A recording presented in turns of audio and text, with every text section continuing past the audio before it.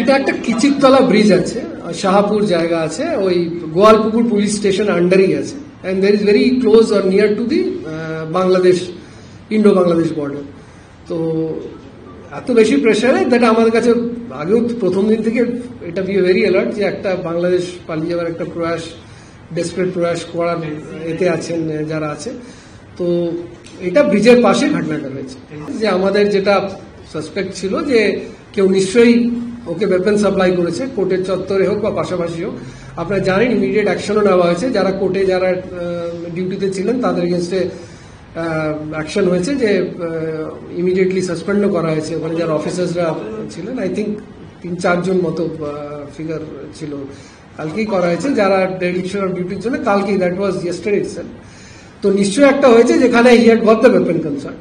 তো যেটা সাসপেক্টেড আছে যে ওয়েপন দিয়েছে, কারণ আমরা টেকনিক্যাল ইনপুট বা ম্যানুয়াল ইনপুটে আমরা শিওর হয়েছিল, এবং তার এগেনস্টে আপনারা দেখেছেন রিওয়ার্ড ঘোষণা করা হয়েছিল আওয়াল যে আছে। তো ওকেও আমরা খোঁজা হচ্ছে ইমিডিয়েটলি, এবং খুব শীঘ্রই আমরা আশাবাদী আছি যে আমরা সেই অ্যারেস্টটাও আমরা করে দিতে পারবো।